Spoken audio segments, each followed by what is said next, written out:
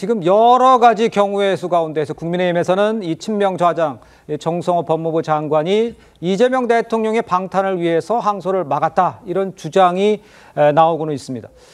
국민의힘에서 나오는 목소리를 한번 들어보시죠.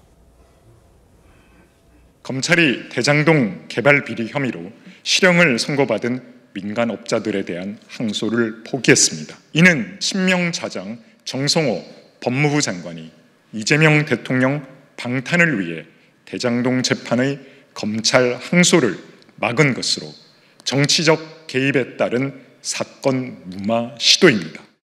항소하는 것을 법무부 장관이 반대했다면 그 부분에 대해서도 응분의 책임을 져야 할 것이라고 생각을 하고, 이 재판이 그대로 가면 사실은 그 대장동 문제가 이재명 대통령의 최종 책임자라는 부분이 결국은 드러날 겁니다. 그러니까 아마 재판을 중단을 시키려고 좀 이렇게 하는 것 같은데, 있을 수 없는 일이죠. 뭐 아직 뭐 누가 지시를 했다 이런 얘기가 구체적으로 나온 건 없습니다만, 국민의힘에서는 이번 항소 포기가 이 대통령의 사법 리스크 무마 시도다, 민주당에서는 무분별한 항소 관행을 자제하기로 한 방침에 따른 것이다 이러면서 항소 포기가 아니라 항소 자제다 이렇게 말하면서 침소봉대하지 말아라 이렇게 직격을 한 상황입니다.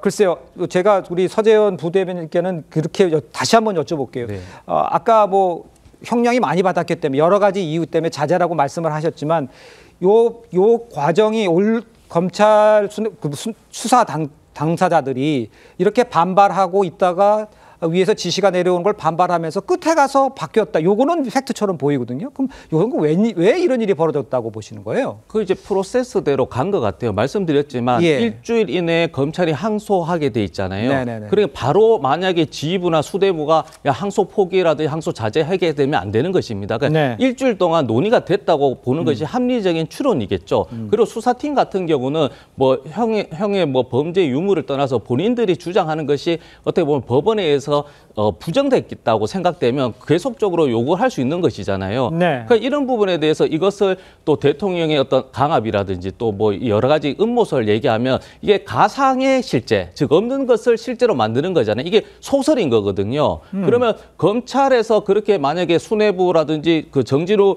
중앙지검장이 사의를 했다면 이런 부분에 압박이 있었고 실질적으로 이런 부분이 있었기 때문에 확인을 해주고 사의를 해야 되는 것이고, 또 이런 상황에서는 과거에 윤석열 검찰의 3년 동안 행태를 보게 되면 김건희 여사에 대해서 뭐 여러 가지 코바나 콘텐츠 혐의라든지 주식 혐의에 대해 다 무혐의 하셨잖아요.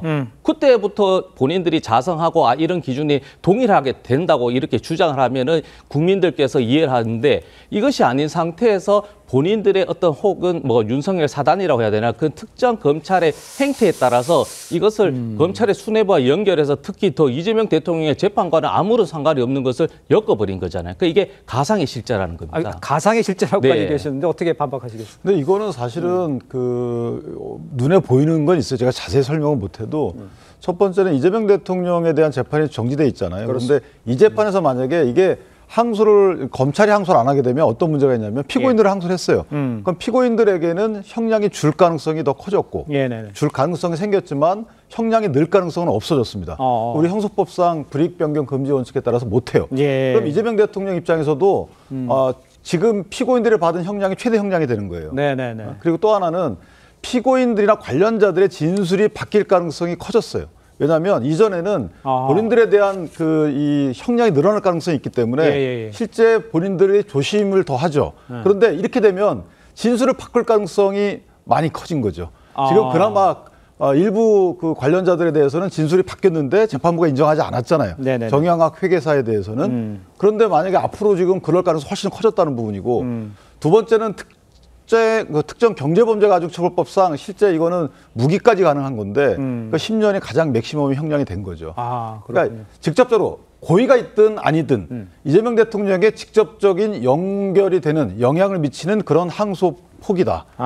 이런 걸 하지 말았어야 되는 거 아니겠어요? 만약에 정말 그럴 상황이 닥치더라도 법무장관 등은 아예 나서지 말았어야 되는 거고, 그럼 수사팀의 의견에 일단 따르는 것이 오해를 피하는 길임에도 불구하고 이거를 만약에 그냥 애써 놔뒀다 하더라도 문제가 있는 거예요. 그런데 거기에 더해서 만약에 법무부에서 관여했다고 하면 저는 이건 직권남용이라고 보고, 또 하나는 자, 그 항소 자제 좋습니다. 명분 좋아요. 그런데 아까 제가 말씀드렸듯이 정말 항소를 자제했어야 되는 카카오의 김범수 회장에 대해서는 왜 항소를 그냥 뒀냐 이 말이에요. 그건 재판부가 문제 있다는 무죄였는데도 불구하고 항소에 대해서 말리지도 않았잖아요.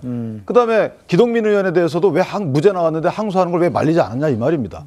왜 우리와 관련된 직접적인 우리의 타겟팅만 있는 것에 대해서는 저렇게 관심을 가지시고 나머지 일반 국민에 대한 여러 가지 또 일반 기업인에 대한 그것도 법원이 분명히 문제 있다고 설시한 여기에 대해서는 왜 자제를 안 했냐 이 말입니다. 알겠습니다. 그러니까 이제 보통 다른 것과 비교해서 형평성에 문제가 있다는 걸 지적을 해주셨고 이재명 대통령의 지금 중지된 재판에 영향이 미칠 수 있는데 그런데 왜 이런 결정을 거기에 덧붙여서 법무부 장관이 만약에 이걸 뭐 지시했거나 이렇게 지시하도록 했다거나 하는 이 문제가 밝혀지면 이거 큰 문제가 있다 이런 지적을 해주신 것 같아요. 일단 그 국민의힘에서는요 대장동 판결문상에 이 성남시 수뇌부 이재명 대통령을 향한 수사와 재판의 칼끝을 막아세우기 위한 결정이다 이렇게 지적하고 나왔습니다. 이번 항소 포기로 이재명 대통령의 사법 리스크가 글쎄요 다시 한번 부각되는 이런 상황이라고도 볼 수가 있을 텐데 이재명 대통령을 향한 이 민심엔 글쎄요 어떤 영향을 미칠지요. 호준석 우리 대변인께서요. 지금 그 두 분의 여당 패널들께서 제가 보기에 이제 논리가 막히면 항상 이제 가는 방향이 윤석열 대통령 때 뭐 김건희 여사 뭐 이 얘기로 이제 이렇게 덮으시거든요. 근데 보십시오. 그 사건들 지금 다 수사 받고 있지 않습니까? 그리고 진실들도 또 드러나고 있고. 이건 뭐냐. 진실을 덮을 수 없다는 거예요. 손바닥으로 하늘을 가릴 수가 없습니다. 이 조각만한 진실도 덮을 수가 없는 세상입니다. 저는 지난번에도 이재명 대통령에 대한 이 판결 나온 직후에 민주당에서 재판중지법 그거 국정보호법이다라고 추진하겠다고 하는 순간 오히려 더 커졌거든요. 이게 국민들께서 이재명 대통령도 유죄구나라는 판결로 인식을 하셨단 말이에요.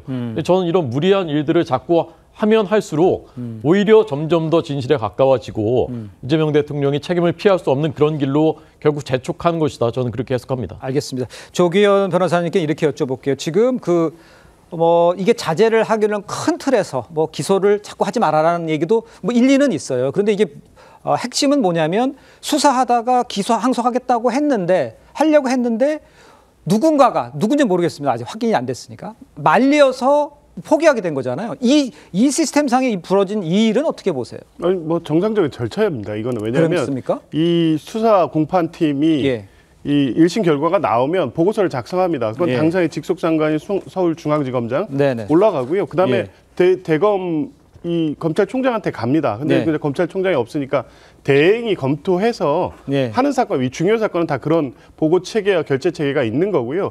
끝까지 고심한 겁니다. 그 과정에서 법무부가 의견은 낸 건 인정한 거니까요. 그래서 이거는 그 과정에서 최종적으로 대검이 결정을 한 거죠. 거기에 법무부가 강압해서 어쩔 수 없이 결정했다. 이렇게 해석될 여지는 없다고 보고 핵심적인 건 자꾸 이제 반복해서 말씀하신 게 이재명 대통령의 재판에 영향을 미치기 위해서 이 사건을 중지시킨 거다. 이런 식으로 얘기하는데요. 이미 1심 판결에서 이재명 대통령과의 관계는 사실상 끊어지고 있다니까요. 왜냐하면 아까 말씀드린 것처럼 당시에 사업계약 협약 당시에 이런 유착관계를 몰랐다는 판시가 있고요. 두 번째, 이재명 대통령과 이 유동규 그리고 이 업자들을 연결시키는 고리가 김용 정진상 실장이었습니다. 그런데 그게 어떻게 엮였냐면 뇌물로 들어가 있었습니다. 그런데 그때 남욱이 제공했던 뇌물은 유동규가 받아서 썼던 것으로 지금 거의 1심에서 확인되고 있습니다.